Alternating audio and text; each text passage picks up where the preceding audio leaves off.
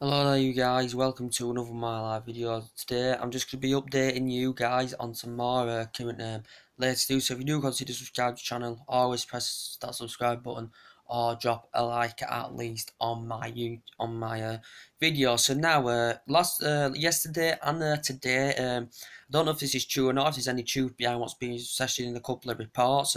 This one I'm showing you right now, I'm just going to be giving my own opinions on it, is actually published from Goal. He'll do a couple of reports as well. It's in the Daily Star. It was in a couple of media outlets. It was in Bleach Report yesterday that apparently Manchester United may be willing to make a move for 30-year-old Dries Mertens. Now, it's reported that Dries Mertens has got a 28 million release clause because he signed a new deal back in May, I think it was. He signed a deal with Napoli until 2020. So and it confirmed that actually Arsenal were interested. I think it mentioned that Manchester United were interested in the 30-year-old player. So it says here Man United can snap Dries Mertens for 28 million, says ex-Napoli director. So the ex-Serie A directors insisted that Man United could get the player. So it just says Man United have showed an interest in the player. It explains he's got a 28 million release clause. He explains he's got a deal 2020. And teams could go for him, but it says Man United are actually monitoring him, monitoring the player, that very close, indeed. Sorry about that advert.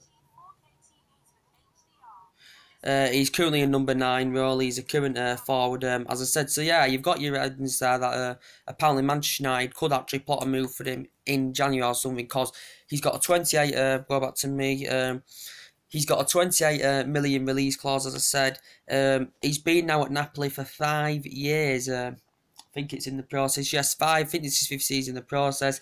He's made over a century appearances now for Napoli during his time. He's won a couple of titles with Napoli as well. Ex-PSV player, made 60 odd appearances with PSV as well, did the player. But very impressive, very impressive player. Last season he how many goals did he score last season? I know this season last season, sorry, he made 35 appearances. He scored 28 goals and got 9 assists. This season, his first 7 games, he has scored 7 goals as the player. So very impressive indeed. Also very good for Belgium as well. He's been named Belgian Footballer of the Year. Made his debut in 2011. Since 2011, he has made over 50 appearances for Belgium as a Dries Mertens. So he's saying, this is according to the ex-director, that Manchester United may be reportedly keeping a close eye out on him, and they are monitoring the 30-year-old player from Napoli. He's been there 5 years now as a player, but he could be available. He's got a 28 million release clause in the process. And a bit more things to update you regarding the Mesut Ozil situation, guys. As I said, apparently now, I said in the last couple of days, he's been heavily linked with a move to Manchester United. Now it's saying Barcelona are actually interested in Mesut Ozil. So he's saying Barcelona and Manchester United maybe monitoring a move for Mesut Ozil. Obviously, we know the player is coming to an end of his deal. He's still saying he could actually still stay at the Emirates, but obviously he's still refusing to sign a new deal. Apparently, he had turned down £275,000 a week from Arsenal Football Club at Mesut Ozil. But obviously, he said Barcelona are interested. Obviously, Barcelona did get quite a few players in the August window. They're doing well in La Liga this season. Big massive club. Great players. Fantastic history. Won loads of silverware, got an ecstatic stadium, just like Madrid have, just like we have, the big clubs. And this is what basically Mesut Ozil wants. He wants to go to a big club, because you can say Arsenal's still a decent team, but they're not a big club any more. But he is refusing to sign a new deal. It did say between Arsenal and the player and his representatives, the contract talks have stalled, so they're nowhere near of coming to an agreement of securing Mesut Ozil a new deal. And he could still come to United. It's unlikely he will return back to Real Madrid, where he does have a lot of friends, with Madrid, where he was with Madrid for 3 years, under Jose Mourinho, and they do have a strong relation. They're bonding fantastically well together. Could Ozil possibly reunite with Jose Mourinho, guys? You just never know. in the process. You never know. But obviously we know Barcelona are eyeing him. They've got Dembele, who I think still injured, is he? They've got quite a few players in the window, Nelson Semedo and that, but they've just, I think they've just, Iniesta's just signed a contract extension for Barcelona as well. Another big team, as I said, just like Real Madrid, big massive club, static stadium, loads of money, just like Manchester United have, as I said. So they can afford to get players in, and they said Ozil coming to an end of his deal, so I presume you get him for a reasonable fee. Whether Arsenal are willing to sell him in January or not, or maybe willing to let him go free next summer, but as I keep saying, Arsenal would rather cash in on the player and Sanchez than rather than letting go free next summer. And I think he was demanding a higher wage. I think he was demanding over £300,000 a week was Ozil, but as I said, do you think he'd fit well at Manchester United? He's good at creating chances, he's very good at providing assists. He's made over century appearances now for Arsenal, made over century appearances during his time in Madrid, won quite a few honours. Also was in a Bundesliga for 5 years as well, was a music Ozil, but it's been leaked in the press for the last 3 or 4 days that Man United, he's linked with a move to Man United. Now it's saying Barcelona are reportedly interested in the player as well, because we know of Arsenal, obviously, they invest a lot of money in the August window.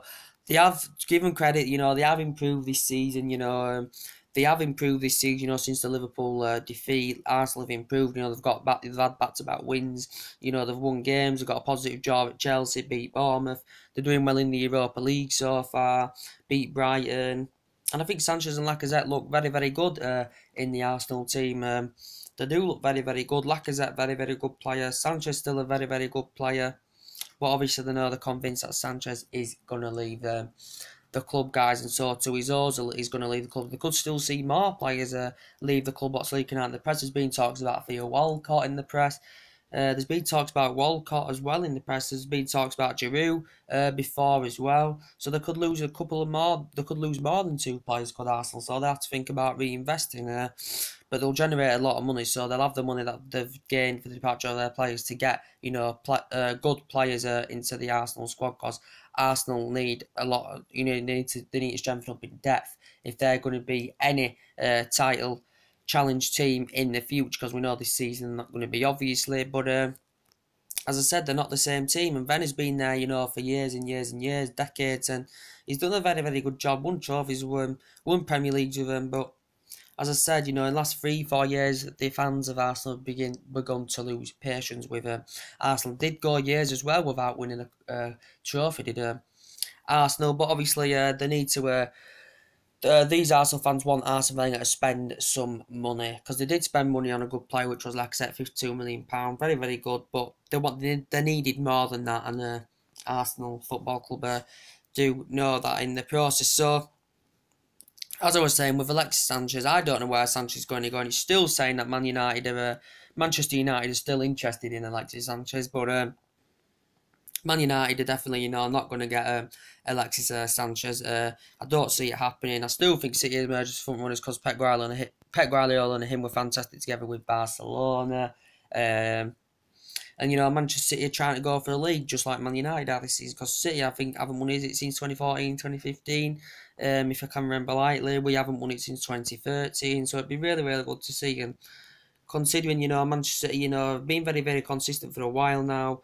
Due to that, they spent a lot of money, they bought the title, in the first season. They basically won the league. They basically bought the title because, all the good players that they've had, all the money that they'd spent, just like Man United do. But, yeah, they spent a lot of money in the August window this season at Manchester City, so they're still looking into Sanchez.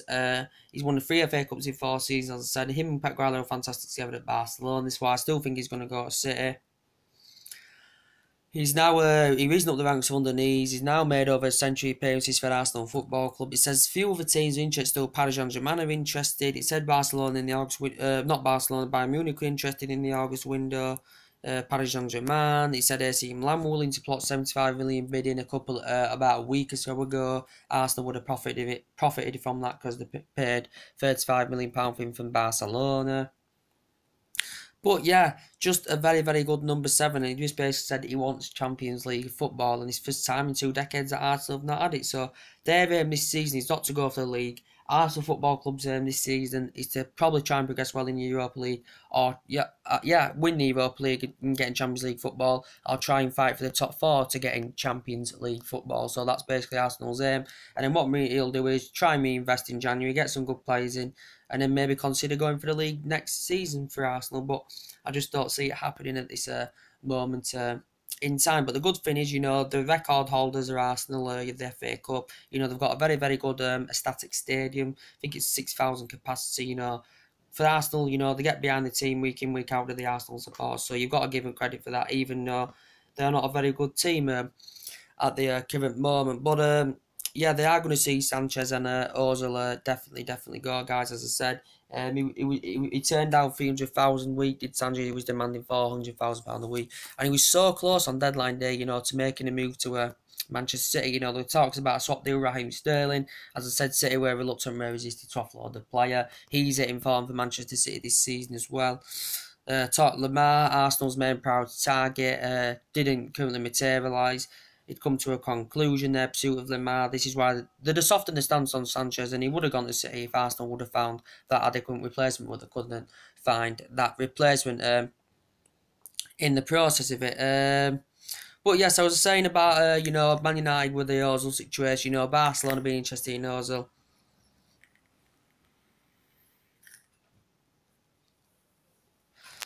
Barcelona being interested in Ozil. It's also saying, they're actually going to show their interest in Philippe Coutinho from Liverpool, as he updated you quite a few days ago now. Barcelona still willing to show their interest in Philippe Coutinho, re-show their interest, because we know during the August window, Barcelona were actually heavily linked with Philippe Coutinho. And Barcelona had bids turned down of 72, 89 and £114 million bid turned down from Liverpool. Barcelona was Barcelona's main priority target. From his perspective, he'd elevate to a higher level. Would Philippe Coutinho, he'd be playing amongst better players. And he's been in Italy before, as I said. And it'd be good for him to go and experience Spain, with Barcelona. Oh, yes, he's been at Espanyol on loan, though, hasn't he, as Philippe Coutinho. But he's become one of the most creative, agile midfielders since he's arrived from Inter Milan in 2013. So I think this is his fifth season now in the process with Liverpool Football Club as Coutinho's. Obviously, it did make it clear he's got a 4 or 5 year deal left in his contract. It made it clear that Barcelona wanted him. The director was convinced they could get a deal done for him. But obviously, Liverpool were not willing to accept any bids whatsoever off Barcelona. The owners were reluctant and resisted to offload the player. Even Klopp was reluctant and was resisted to offload the player. And they said they made it clear there wasn't the Liverpool board in general were not willing to accept any bids for Philippe Coutinho. And last season he scored 14 goals and 7 assists. All in all, now he's made over a century appearances, scored 36 goals and assisted 30, which is very impressive indeed from Philip Coutinho. So it's saying they may re-show their interest and they may will to put a £97 million bid in, including add-ons as well as part of the current process. But we will see what happens, but there has been talks about that as well in the process. There's also, for Liverpool's perspective, they're not converting enough chances this year, as I said. And they're lacking defensively, they need someone at the back, the Liverpool Football Club, and this is what I presume that Klopp is going to try and do in January. So for me, I'm not going to fear Liverpool when we play them next week at all. I'm not going to fear them one little bit, because why would I? And, they're not playing very, very well. They haven't been the elite opposition for the last at least 3-4 years now. They haven't been a proper, scare or threat, but Klopp can reinvest in January. Maybe revive the interest in Van Dijk, get someone at the back. Presumably still maybe need a number 9, as I said. But obviously Liverpool, we know they did extend their stadium, didn't they, to about 60,000 at Anfield, I think, if I'm correct.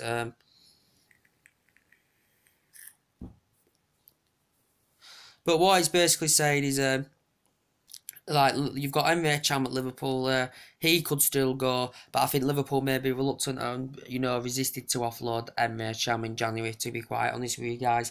I don't see Liverpool offloading him in January. He may go on a free transfer next summer if he doesn't sign a new deal with Liverpool Football Club. There's been talks that apparently Inter Milan have been interested, but now they have currently dropped their interest in Emre Can. As I said, he's a good player. He's a defensive mid. He can play as centre back. He can play as full back. Also was very, very good in the Confederations Cup with Germany. And he's nearly now made a century appearances for Liverpool Football Club in the Premier League, and over century appearances he has made in all competitions. And I think Chan has scored about seven goals in the process. But he did initially say, I think Liverpool are in the process of trying to secure him a deal, but apparently he was actually trying to demand a release clause to sign. Emre Can was demanding a release clause to sign him a new deal, but Liverpool are not willing to meet this.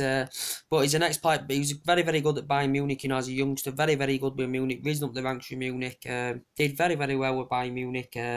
Won quite a few honours with Bayern Munich. Went to Bayer Leverkusen, then Liverpool had paid nearly £10 million for him, and he's made over 100 appearances, as I said, and he's been at Liverpool since 2014, so I think this is his fourth season with Liverpool in the process. But his versatility is very, very good. He's skillful, he's good in the air, he's good at driving forward, he's good at holding onto the ball, as I said, so Liverpool could still lose him as well, so let's have plans about thinking about replacing. Obviously, they've got Naby Keita as well. So if Naby Keita was to arrive they've got that complete anywhere. Whether it's going to be next summer, it's a year advance, or it's going to be in January, 6 months earlier. So if Naby Keita does arrive in January, then that could definitely see Emre Can falling down the pecking order and leaving Liverpool Football Club to go elsewhere.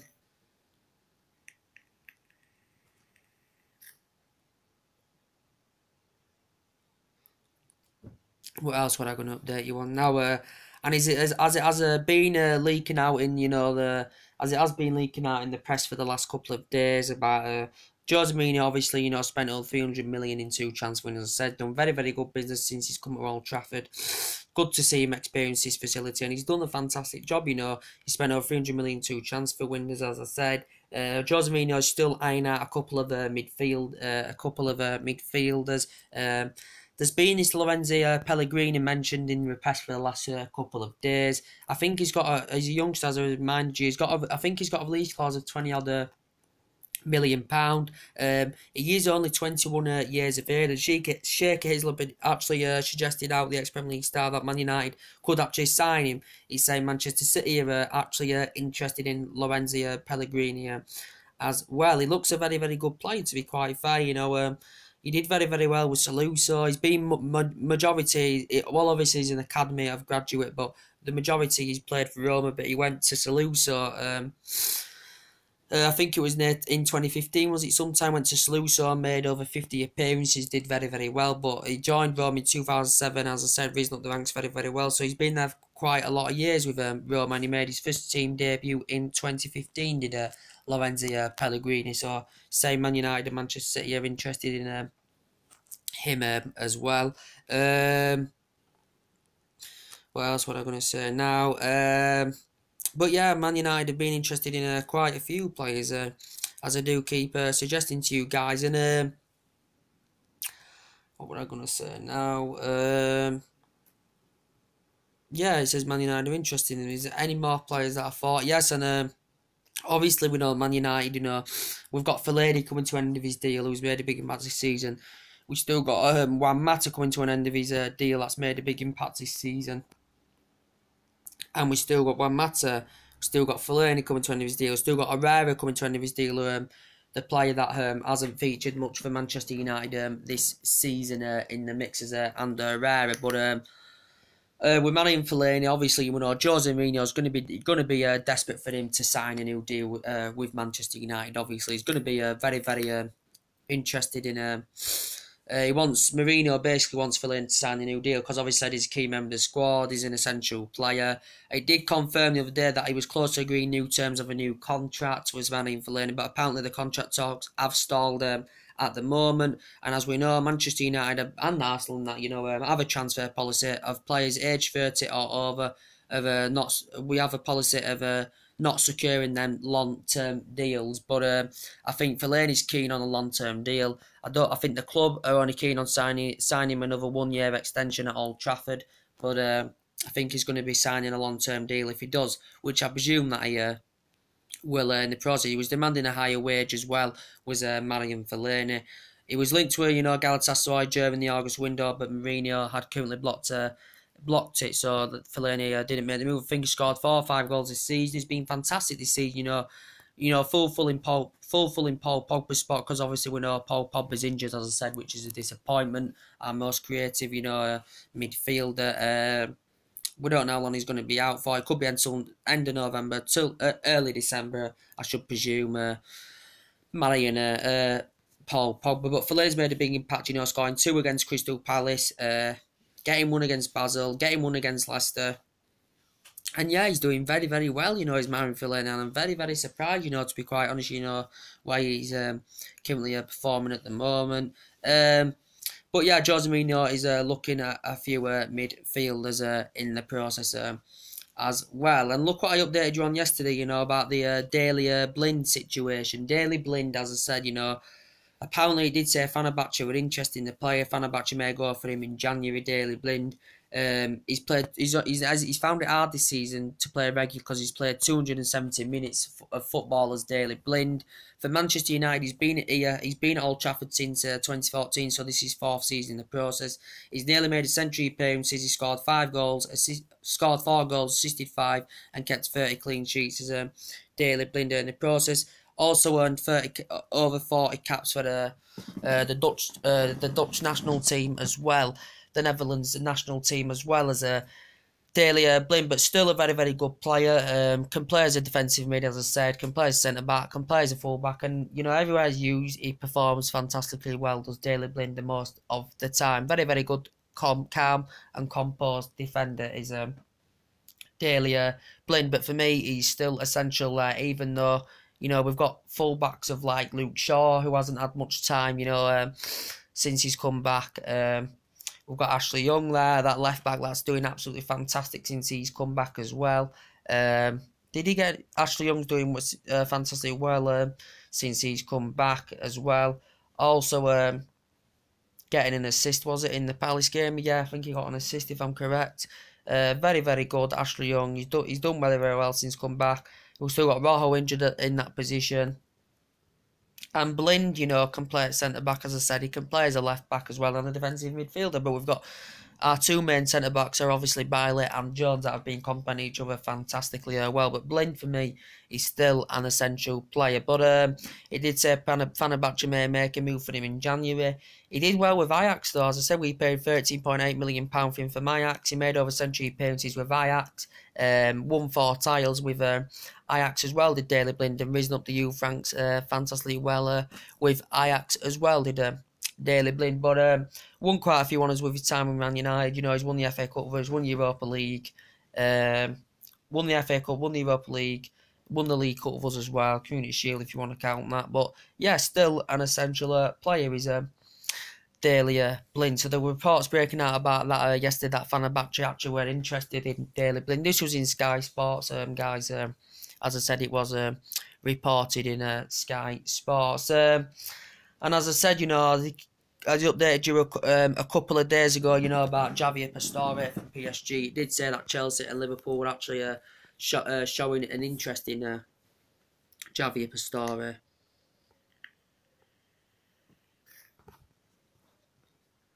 It did say Chelsea, Liverpool were showing an interest in Javier Pastore, PSG player.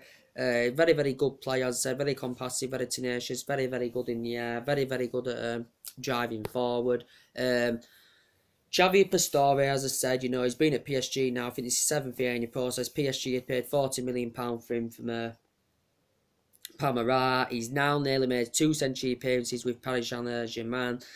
The report's saying he could be available in January for £26 million. Javier Pastore. He scored 2 goals this season as the player, but he's a very, very good. He looks a very, very good player to me, does Javier Pastore. And what would I be saying? And he's a player, in his first season, as I said, with Paris Saint-Germain, he scored 13 goals in 33 matches.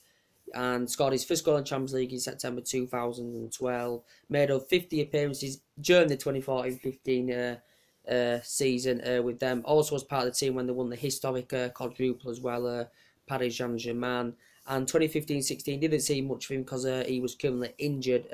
Was Javier Pastore. I think when he signed PSG, he wore that number 27 shirt, but I think since he's left, since Ibrahimovic has left, he's taken over that number 10 shirt as Javier Pastore, and he has won quite a few honours as well. But it says Chelsea and Liverpool are interested in Javier Pastore because obviously PSG may still need to offload some players, to avoid financial fair play regulations and stuff, considering the amount of money they're spending in the August window. They've got Mbappe that's in form for them, they've got Neymar that's hitting form for them as well.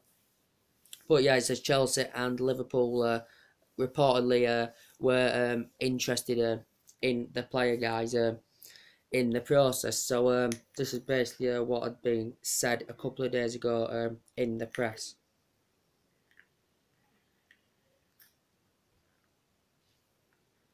And I was still saying, with Chelsea's situation, winning the league last season, Conte is a very, very good manager, did well in his debut season last season with Chelsea, winning the league. Very, very good manager, but I just think this season Chelsea haven't got the class and they haven't got the depth like Manchester United and Manchester City. This season, Chelsea have not got the depth like us or City, because obviously reports of Matteo Stemi could go back to Willie Conte. Reports suggesting obviously Conte was basically made it clear he was not satisfied with Chelsea's current window as well. But he won the Premier League in his first season with them last season, did very, very good. And, one of their star forms last season actually was Diego Costa, but now has left Chelsea Football Club. But he can't play for Atletico Madrid, obviously, until January. Due won the transfer window shut and due to Atletico Madrid's transfer ban. They're currently out. This is why we didn't get Griezmann, and that, was a current disappointment. But Chelsea's main priority target is Alex Sandro. Well, it was in the August window.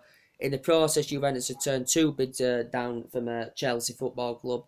Chelsea may be willing to reshow their interest in January. I think they're willing to actually double. I think they're actually willing to double Alex Sandro's wages to try and get him to Stamford Bridge. I think this is his 3rd season in the process now. Juventus is Alex Sandro. He's won a couple of honours with them.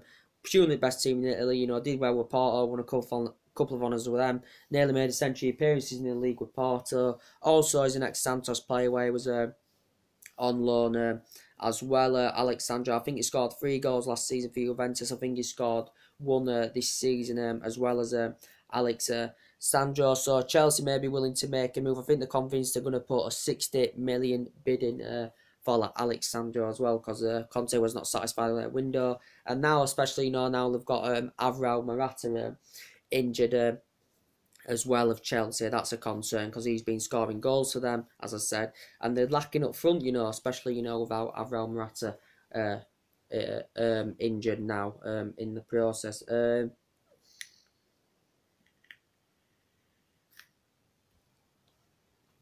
But as I was saying, about Tottenham Football Club, as I said, with Harry Kane, as I said, for me, best striker in the Premier League.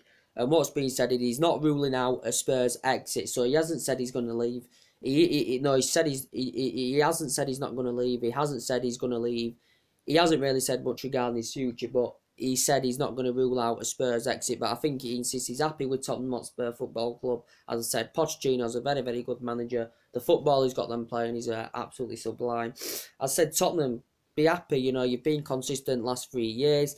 You're better than Arsenal. Well, you are now. You've been probably better than Arsenal for the last couple of years or so, at least. Overall, obviously, you're not better than Arsenal, trophy-wise and that. But I think for the last 3 seasons, Tottenham have been very, very consistent. They've got a lot of good players. They've got Dele Alli in there, got Harry Kane in there.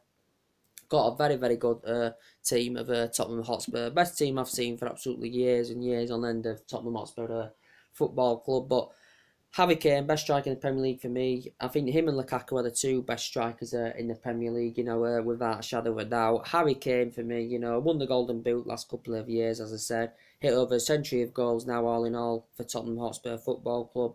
As I said, scored a hat-trick in the Champions League, scored 2 against Huddersfield, scored 2 against Dortmund, and he's just scoring and scoring and scoring, and Harry Kane just cannot stop scoring. And, risen up the ranks fantastically well, but Tottenham have been fantastic away from home this season. They've been absolutely sublime away from home this season. It's just that at Wembley they seem to be struggling, but obviously Tottenham are still waiting for their new stadium. But hopefully from Tottenham's perspective, they can start winning games at Wembley, because they haven't won a game at Wembley yet this season in the Premier League of Tottenham Hotspur Football Club. But for me, they are a very, very good team, and I've said for the last 2 or 3 years they've been very, very consistent guys of Tottenham Hotspur. He scored 6 goals in the league this season, 11 in all competitions. Harry Kane, but just a very, very good player in the process, and him and Lukaku are the two best for me in the Premier League so far this season. But he did say Real Madrid were actually not bothered about Harry Kane's price tag. He's going to be worth well over £100 million.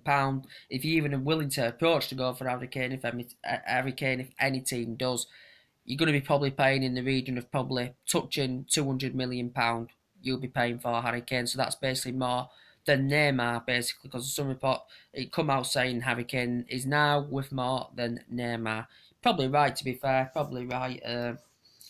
But yeah, so I do enjoy doing my transfer news, daily to daily. We everything that updates, we always suggest, and we always give our own opinions on this channel of what has been reported, the feedback we give you on what's being said. It's just very, very entertaining. So anyway, guys, that's everything to update you today. I hope you enjoy my time with company as always. If you do consider subscribe to this channel, as I said at the beginning of the video, press a like on the channel as always, and take it easy, and I'll see you later on. Bye.